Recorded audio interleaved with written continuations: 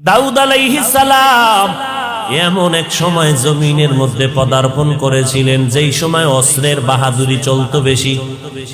আল্লাহ তাআলা নবীদেরকে মুআজিজা দান করতেন, অলৌকিকতা, অস্বাভাবিক ঘটনা। দাউদ নবীর অস্বাভাবিক আল্লাহ তাআলা দান করেছেন এমন এক পাওয়ার, লোহা হাতে স্পর্শ লাগলেই মোমের মতো দুর্বল হয়ে যেত। দাউদ আলাইহিস সালাম মোমের মতো নরম হওয়া লোহা দিয়ে অস্ত্র বানাইয়া বাজারে বিক্রি করতেন। মানুষগুলো দাউদের অস্ত্র নিয়ে যায়, অন্যদের অস্ত্রের বেচা কিনায় ভাটা পড়ে গেল, কারণ অন্যের অস্ত্র ভারী ধারালো নয়, দাউদ নবীর অস্ত্র বড় হালকা এবং ধারালো, মানুষ নিয়ে যায় অল্প টাকায়। এই অবস্থা দিয়ে দাউদ নবী তার জীবিকা নির্বাহ করতেন। আল্লাহ তাআলা দাউদকে বলেন, হে দাউদ, আমি তোমাকে রাষ্ট্র ক্ষমতা দিলাম, নবুয়তার হুকুমত দান করলাম, তুমি আমার নেয়ামতের শুকর আদায় করে নাও। দাউদ নবী বললেন, আপনি যদি তৌফিক না দেন আমার দ্বারা সম্ভব হবে না। আল্লাহ বললেন, ও দাউদ, আমি তোমাকে তৌফিক দিয়ে দিলাম, তুমি শুকর আদায় করে নাও। দাউদ নবী কিছুক্ষণ অপেক্ষা করে বললেন, হে মালিক, আমার দ্বারা শুকর আদায় করা অসম্ভব। কেন রে দাউদ, বলো। দাউদ আলাইহিস সালাম বললেন, হে মালিক, আমি শুকর আদায় করতে গিয়ে দেখলাম আপনার তৌফিকের সীমানাটা এত বিস্তীর্ণ, এত বড়, ওই তুলনায় আমি দাউদের শুকর হলো অনেক ছোট, অনেক নগণ্য। আপনার তৌফিক নামের নেয়ামতের সামনে আমার শুকর হলো খুবই ছোট। আল্লাহ জানায় দিলেন, দাউদ রে, তুমি যে উপলব্ধি করতে পেরেছো আমার তৌফিক নামের নেয়ামতটা অনেক বড়, তোমার পক্ষ থেকে শুকর হলো নগণ্য। এই উপলব্ধি করাটাকে আমি শুকর হিসাবে গ্রহণ করে নিলাম। একটা মাইয়ার প্রেমে পাগল হইয়া যুবক, খানা নাই, ঘুম নাই, বাড়ি নাই, ঘর নাই, মা চায় না, বাবা চায় না, ভাই চায় না, বোন চায় না। আম্মা জান কয়, তুই এরকম কেন করো? সন্তান কয়, আমি এমন কেন করি, আমি জানি না কেমন করি। মাইয়ার প্রেমে পাগল হইয়া সন্তান কেমন পাগল হইছে, কেমন করে জানি না। খানা নাই, ঘুম নাই, কয় মা লাগবে না, বাপ লাগবে না। একটা মেয়ের পেছনে পাগল হইয়া যুবক যদি সব বিলীন করে দেয়, পাগলামির মতো রাস্তায় ঘুরে। একটা মেয়ে যদি যুবকের জন্য পাগল হইয়া পাগলামি করতে পারে, মা চিনে না, বাবা চিনে না, ভাই চিনে না, বোন চিনে না, কয় মা লাগবে না, ভাই লাগবে না। ও আল্লাহর বান্দা, এটা তো একটা মাখলুক, আর এই মাখলুকটারে যিনি বানাইছেন তিনি আমার খালিক।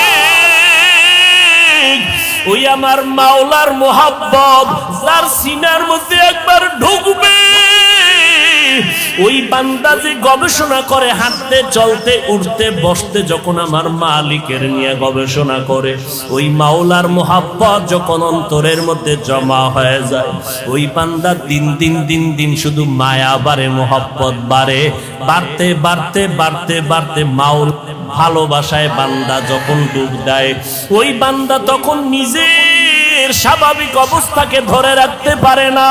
তখন বান্দা কেমন করে নিজেও বুঝে না। ওই বান্দাকে জিগায়, তুমি এমন কেন করো? এই বেটা, ওয়াজ শুনতে আইছি, তুই এমন কেন করো? কি করি আমি? আমি তো কিছুই করি না, আমারে কে জানো করায়। इश्क़े आशो लस्ती को जू बरफरूक हर चीज़ माशूक़ बाकी जुमला ज़ुक आशिकारा मिल्लतो मज़हब जुदा आशिकारा मिल्लतो मज़हब खुदा। কে বুঝবে? এই বেটা, ভালোবাসা, ভালোবাসা বুঝো, ইশক বুঝবি না, ইশক বুঝবি না, ভালোবাসা বুঝো না। ভালোবাসা একটা আগুনের নাম। ভালোবাসা কি নাম? এই যুবকেরা কথা বল, আগুন ঠান্ডা না গরম? গরম কি সব সময়? এটা তো তাপ ছড়ায় দেয়। আগুনের অভ্যাস শুধু জ্বালায় দিবে, জ্বালায় দিবে।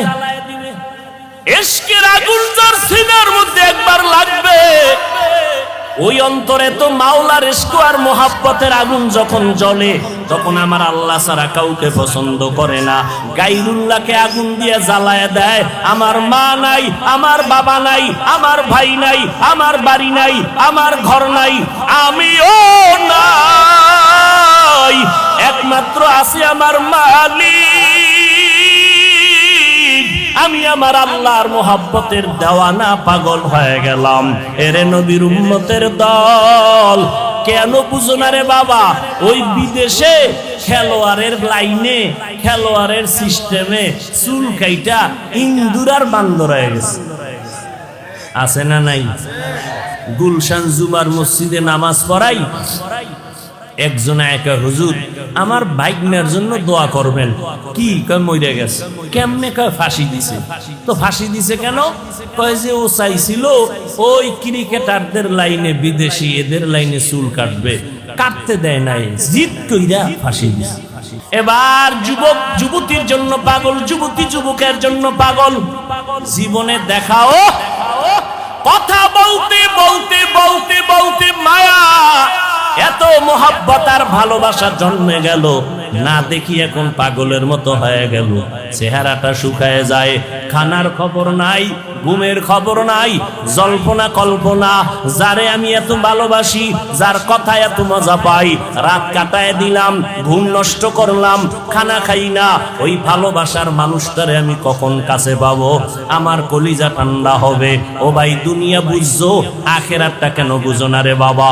এই জমিনের মধ্যে একদল মানুষ থাকবে, তারা আমার আল্লাহর মোহাব্বতের পাগল। আল্লাহর ভালোবাসার মোহাব্বত যাদের অন্তরে ঢুকিয়া যাবে, এরা আল্লাহকে না দেখিয়া, আল্লাহরে না দেখে দূরের থেকে আল্লাহর মজার মজার মাখলুক দেখে মোহাব্বত বাড়ে। আল্লাহওয়ালাদের কোরআনের কথা শুনে শুনে অন্তরের মধ্যে মোহাব্বত বাড়ে।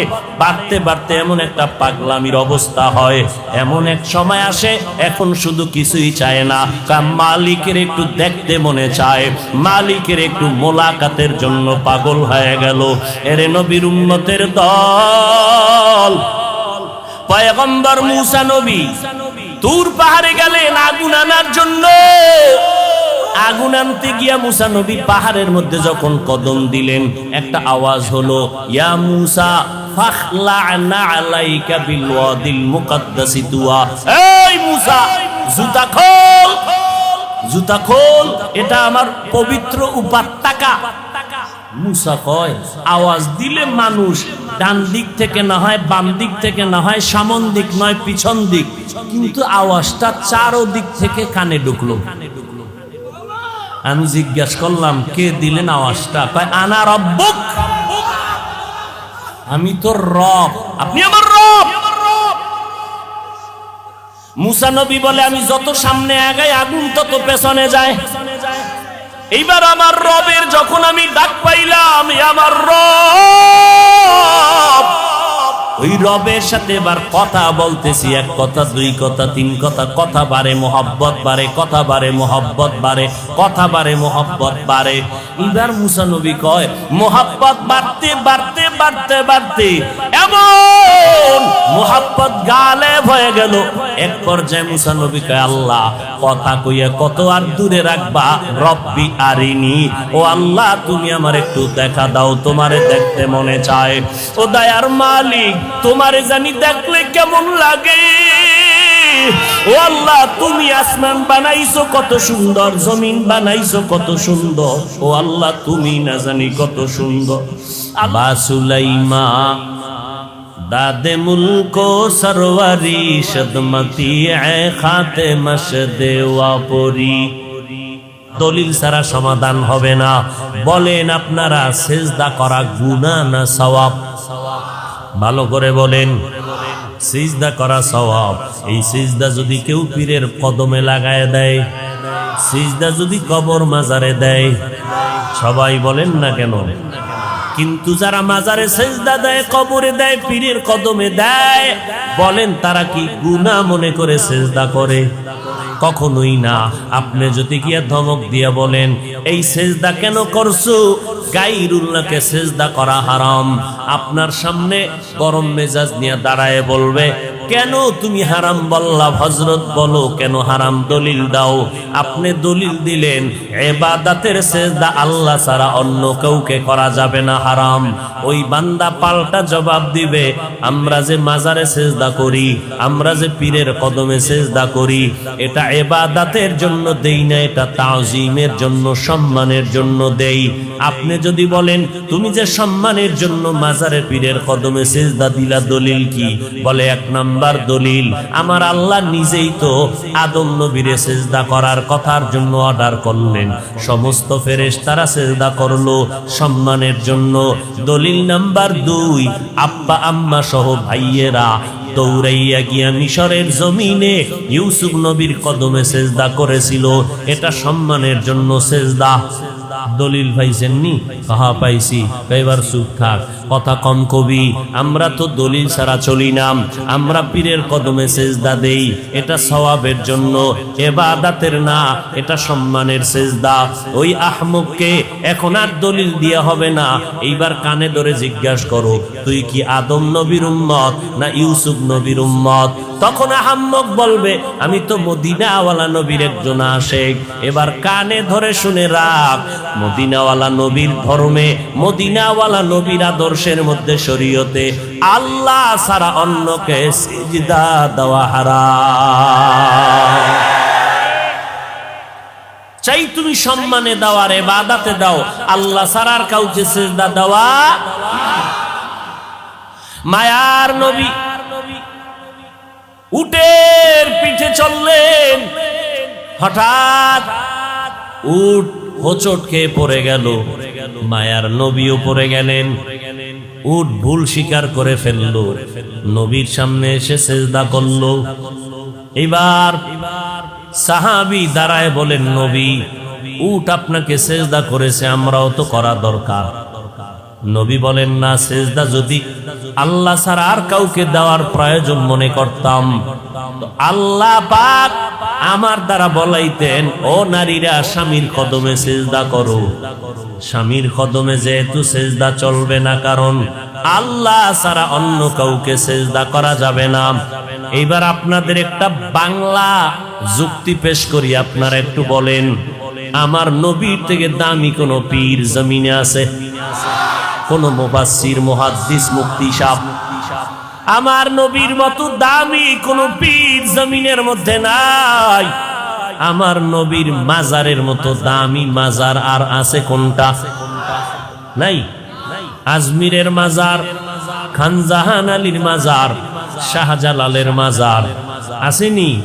নিজামুদ্দিন আউলিয়ার মাজার, ইব্রাহিম নবীর মাজার না। আমার নবীজির মদিনার মাজার থেকে দামি মাজার জমিনে আর একটাও। একমত? সবাই একমত? নাম্বার 3, মদিনার দরবার শরীফ থেকে দামি দরবার আছে কেন? মাইজবান্ডার শরীফ, ওটাও মদিনা শরীফ, এটা মাইজবান্ডার শরীফ, মিল আছে তো। আজমির শরীফ নাই। সবাই একমত? কি বুঝলাম? আমার নবীর মতো দামি কোনো পীর নাই, আমার নবীর মতো শ্রেষ্ঠ কোনো মুহাদ্দিস, মুফাসসির নাই, আমার নবীর মাজারের মতো দামি শ্রেষ্ঠ মাজার জমিনে নাই, আমার নবীর মদিনার দরবার থেকে শ্রেষ্ঠ কোনো দরবার নাই। ও আল্লাহর বান্দারা, অতএব যদি বলো আমার নবীর কদমে জমিনের মধ্যে কেউ কোনোদিন সেজদা করে নাই, আমার নবীর ইন্তেকালের পরে আজ পর্যন্ত ১৫০০ বছর গত হয়ে গেল, আমার নবীর মাজারে গিয়েও কেউ সেজদা করে নাই। ও ভাই, মাজারে সেজদা করলে যদি মনে করো বরকত হবে, তাহলে প্রথম সেজদা শ্রেষ্ঠ নবীর মাজারে করা দরকার। সহজ কথা, মাজারে মোমবাতি জ্বালাইলে যদি বরকত হয়, শ্রেষ্ঠ মাজার মদিনার নবীর মাজার। যাও আমার নবীর মাজারে বড় একটা মোমবাতি বিমান ভাড়া করে নিয়ে জ্বালায় দাও।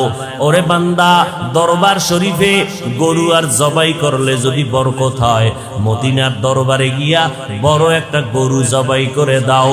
বলেন আপনারা, আমার নবীর শ্রেষ্ঠ মাজারে মোমবাতি জ্বলবে নি, সেজদা চলবে নি?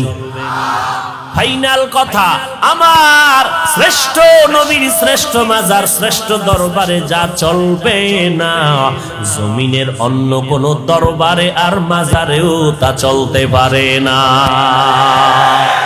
তুকু যাও সুন্নতে আহমদ কুজা বা মুহাম্মদ কেবুয়ত নিসবত তোরা মান আহাব্বা সুন্নতি কৌলে রসুল মজদায়ে কানা মাই হাম কুন কবুল।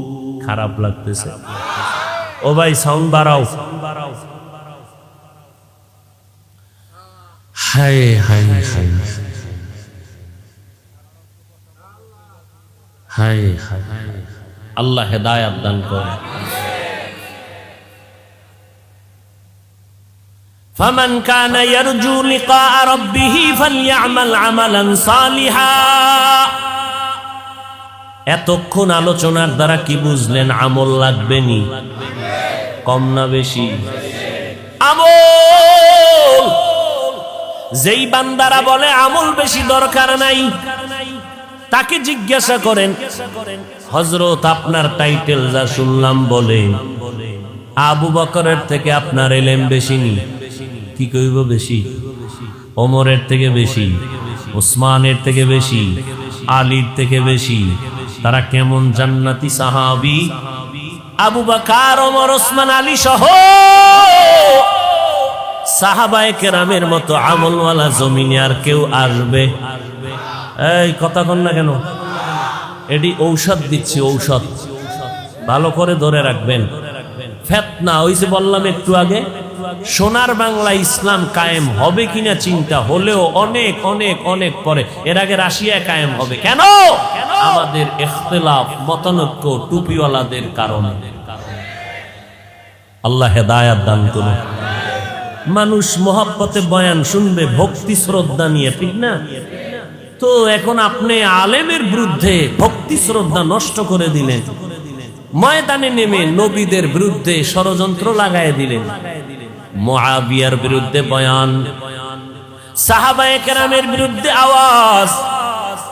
সাহাবায়ে কেরামরা সত্যের মাপকাঠি না বলে যদি কথা বলেন, ভালো করে চিনে না। ওই যে কয়েকটা পয়েন্ট আমি বলে দিলাম, এই পয়েন্টে যারা দৌড়ায় এরা সব হলো উলামায়ে আহলে বাতিল।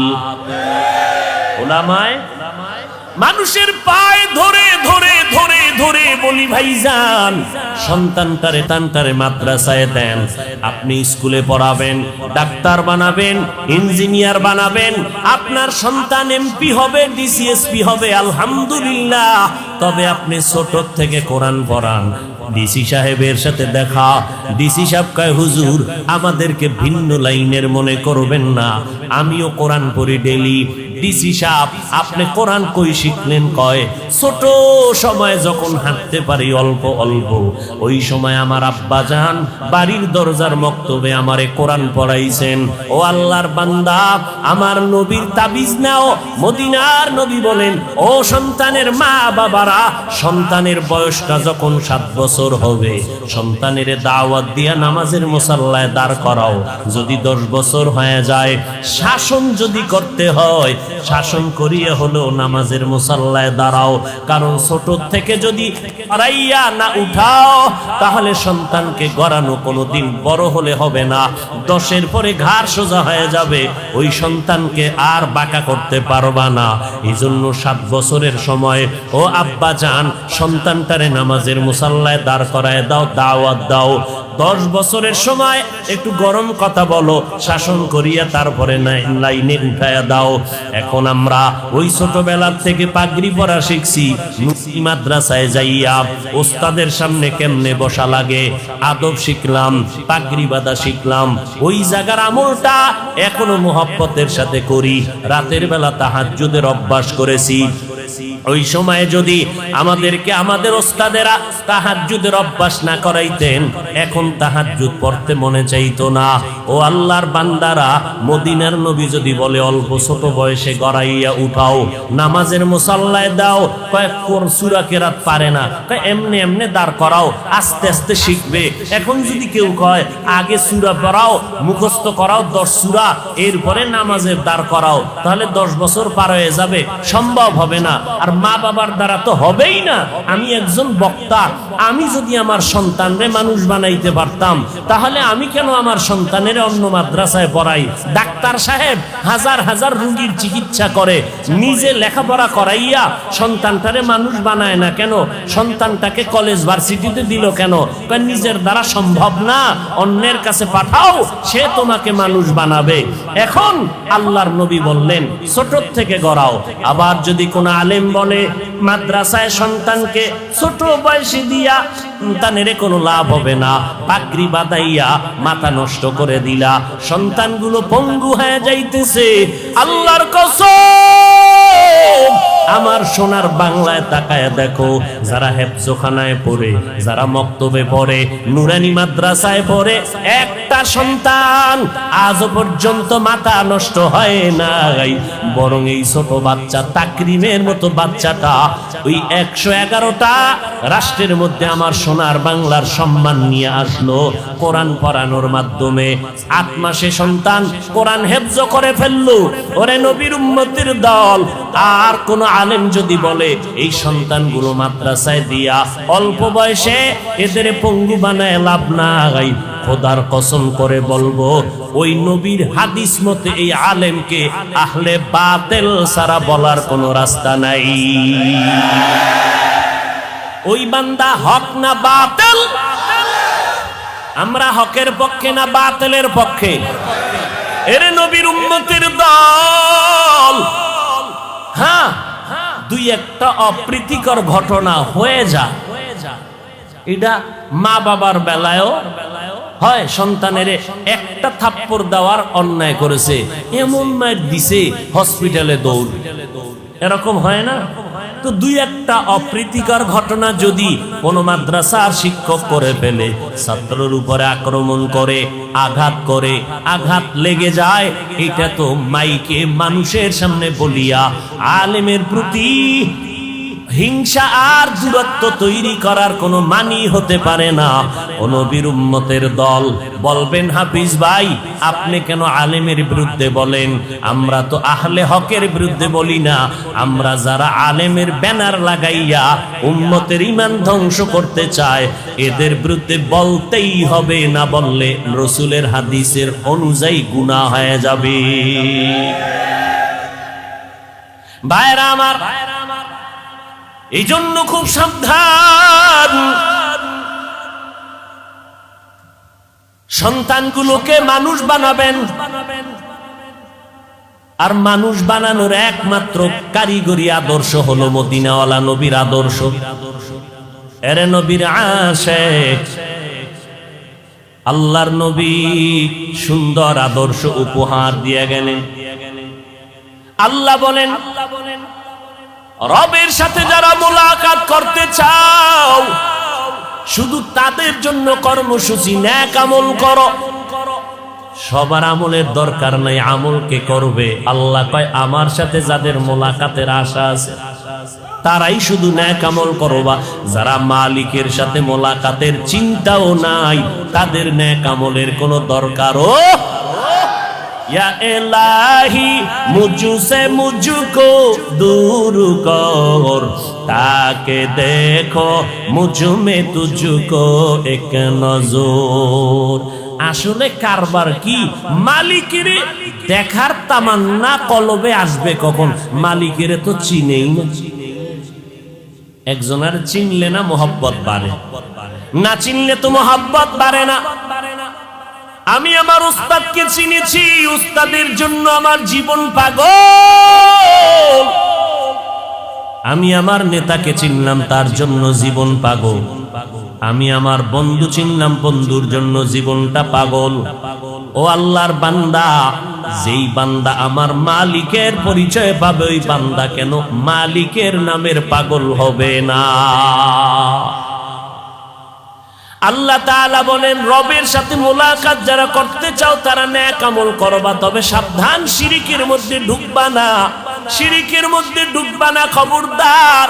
কারণ শিরিক এমন একটা মারাত্মক অপরাধ, আগুন যেমন লাকড়ি ধ্বংস করে দেয়, শিরিকের মাধ্যমে বান্দার জীবনের সব নেক আমলগুলো বরবাদ করে দিবে।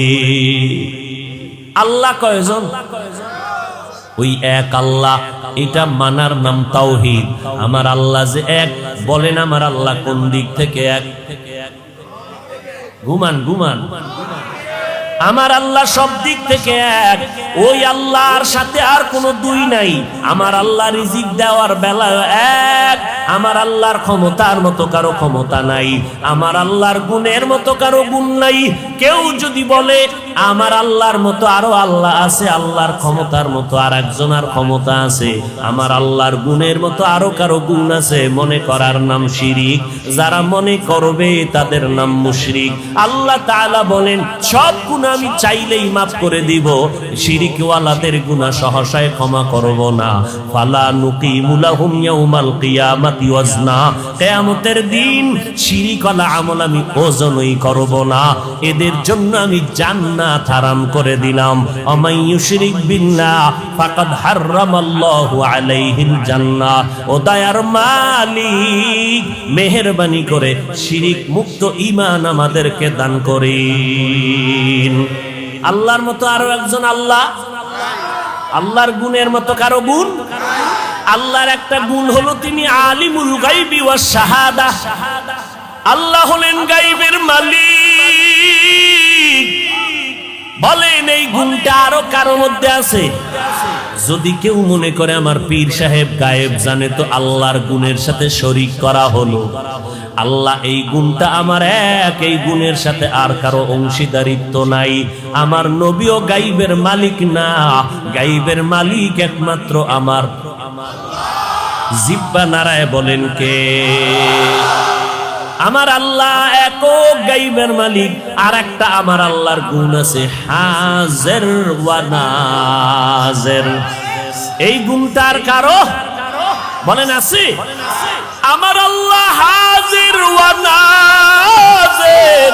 আমার আল্লাহ সব জায়গায় আছেন, সবকিছু দেখেন। এই গুণটা জমিনের মধ্যে আর কারো আসেনি। যদি কেউ বলে আমার পিসাবও হাজির নাজির, তাহলে কি হবে? শিরিক হবে। হাজির নাজির কে?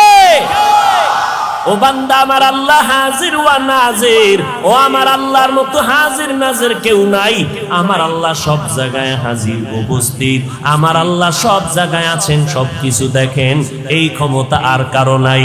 ও বান্দা, তুই যেদিকেই চেহারা ঘুরাবি সেখানেই আমার আল্লাহ হাজির। আমার আল্লাহ কই হাজির জানোনি?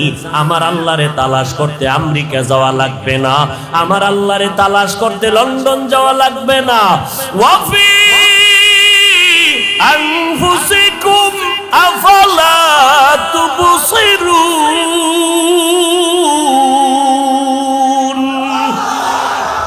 हर रंग में तू, हर बू में तू, हर जा में तू, हर दम।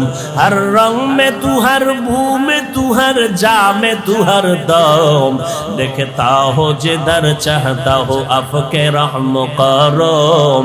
देखता हो जिधर चाहता हो आपके रहम करो।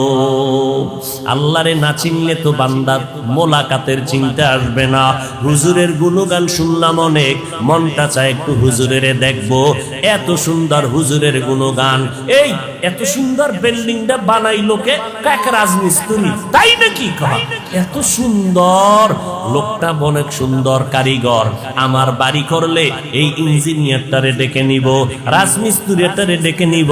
এইভাবে চিন্তা যদি দুনিয়াটা করে, আমার মাওলার যারা আশেক হবে এরা চিন্তা করবে এত সুন্দর আসমানটা কে বানায় রাখলেন। কয়েছে এত সুন্দর আসমান বানাইলেন, ওই বানানেওয়ালা আল্লাহ না জানি আরো কত সুন্দর। আমার আল্লাহ কত সুন্দর, আমার মায়ার নবীর চেহারাটা এত সুন্দর করে বানাইছে। বানানেওয়ালা না জানি আমার আল্লাহ কত সুন্দর। ইউসুফ নবীর চেহারাটা এত সুন্দর, যিনি বানাইছেন তিনি আল্লাহ না জানি কত সুন্দর। ইউসুফ নবীর চেহারা দেখা শত মহিলারা পাগল পারা হয়ে গেল, হাত কেটে ফেললো। ইউসুফ নবীর চেহারার মধ্যে এত বরকত, রাস্তা দিয়া চলার সময় অন্ধকার পথ আলো হয়ে যাইত, কোনো বাতির প্রয়োজন হতো না। शनिदा कै बवद मानंद दीदा तुरा दीदा वयूसुफ राशुनीदा। ইউসুফ নবীরে যারা দেখছে আর যারা বয়ে বয়ে ইউসুফ নবীর নাটক দেখবে, বরকত কি সমান নেই? सुनीदा कै बुअद मानंद दीदा तुरा दीदा वयूसुफ राशुनीदा। আল্লাহ তাআলা এত সুন্দর জমিন যিনি বানাইছেন তিনি কত সুন্দর। এইভাবে আমার চেহারাটা কে জানি সুন্দর করে বানাইলেন, ওই বানানেওয়ালা মালিক না জানি কত সুন্দর। আমার কণ্ঠের আওয়াজ এত সুন্দর, বানানেওয়ালা মালিক না জানি কত সুন্দর। এই বান্দা যখন গবেষণা করবে, এই গবেষণার নাম তরিকাতের লাইনে বলা হয় মুরাকাবা। মুরাকাবা করবে, হাঁটতে চলতে শুধু গবেষণা। আসমানকে বানাইলেন, জমিনকে বানাইলেন। রব্বানা মা খালাকতা হাযা বাতিলা সুবহানাকা ফাকিনা আযাবান নার। আর একজনের দিয়ে তাকাইয়া বাঙালি তামসা দেখিস না, নিজের খবর নে নিজের অন্তরের কি হালাত।